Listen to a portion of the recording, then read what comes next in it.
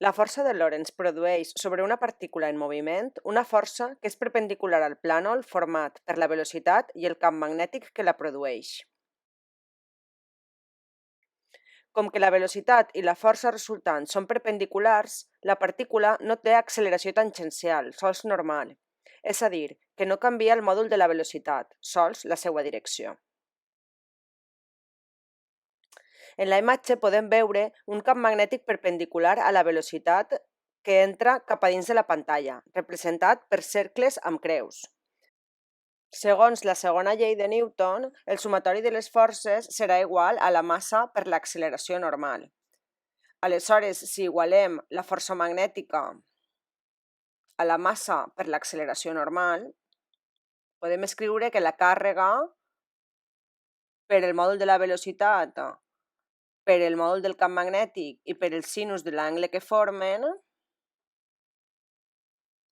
serà igual a la massa per la velocitat al quadrat i dividit per el radi. La velocitat se'n pot anar amb el quadrat de la velocitat i el sinus d'alfa, si són perpendiculars, serà igual a 1.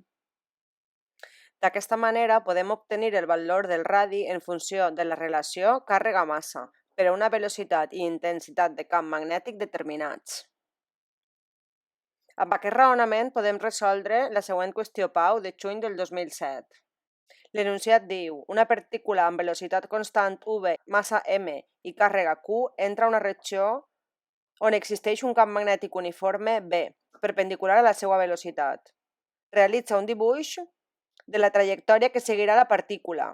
Com es veu afectada la trajectòria si en les mateixes condicions canviem únicament el signe de la càrrega?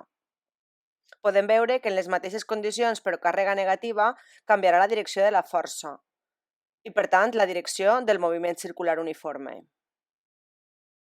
Aquesta propietat de les càrregues elèctriques va permetre Joseph Thomson descobrir els electrons, ja que va observar que quan aplicava un camp magnètic sobre un tub de rajos catòdics sempre obtenia la mateixa relació massa-càrrega, independentment del gas que utilitzara per a produir el feix d'electrons.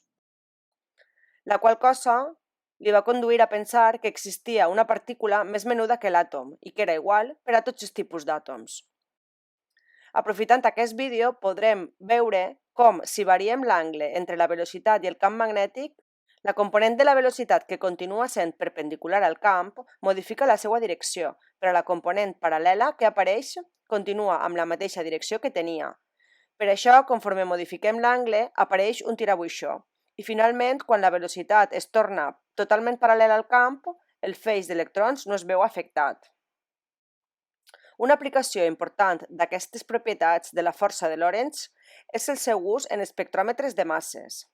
Els espectròmetres de masses ens permeten separar partícules amb la mateixa velocitat, segons la seva proporció massa-càrrega, i comptar-les o identificar-les per separat.